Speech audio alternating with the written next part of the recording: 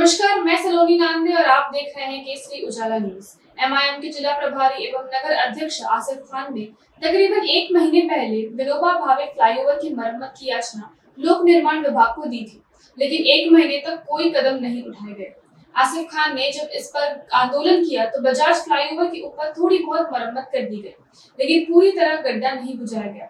इस पर आसिफ खान ने 8 जुलाई को जिला परिषद के सामने सड़क पर बने त्रिकोणीय गड्ढे को बुझाने की मांग को लेकर आंदोलन किया। इसके परिणाम स्वरूप नगर पालिका प्रशासन ने जल्दी ही वह कंक्रीट डालकर गड्ढे को बुझा दिया। इसके बाद आसिफ खान अपने साथी असलम पठान के साथ अपने घर की ओर निकले और रास्ते में स्थित गड्ढे के कारण उनकी गाड़ी फिसल गई और वे दोनों घायल हो गए। इसी घटना के बाद आसिफ खान सीधे वर्धा पुलिस थाने पहुंचे और लोक निर्माण विभाग को जिम्मेदार मानते हुए उनके खिलाफ पुलिस में शिकायत दर्ज कराई। पुलिस इस मामले में आगे की जांच कर रही है। जय भीम। मी आसिफ खान, एमआयएम वर्धा जिल्हा प्रभारी तथा शहर अध्यक्ष। आम्ही अनेक दिवसापासून सार्वजनिक बांधकाम विभागाला विनोबा भावे उड्डाण पुलावर जे गड्डे झालेले आहे जीवघेणे त्याच्या बाबतीमध्ये अनेक दिवसापासून निवेदन देऊ राहिलो।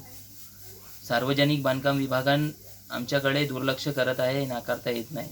आम्ही त्यांना सांगू राहिलो का तिथे मोठे मोठे जीवघेणे गड्डे झालेले आहे आणि कधी पण अपघात होऊ शकते। 8 दिवस अगोदर आम्ही त्यांना आंदोलनाची चेतावणी दिली होती। त्यांनी गड्डे बुजवले पण त्याला काही महत्त्व नाही, तात्पुरतं विजवले आणि एक पाण्यानं पूर्ण ते वाहून गेले। आणि 8 तारखेला आम्ही आंदोलनावरून येत होतो। येताना माझ्यासोबतच एक असा हादसा झाला का आमचा तिथे ॲक्सिडेंट झाला आहे।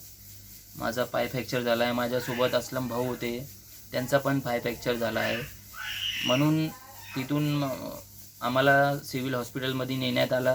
तिथून मी वर्धा सिटी पोलीस स्टेशनमध्ये गेलो आणि बांधकाम विभागाच्या विरोधात FIR दिली आहे आणि याच्या पुढे आम्ही सर्वोच्च न्यायालयामध्ये जाऊन याची लढाई लढणार आहोत। हे सार्वजनिक बांधकाम विभागाला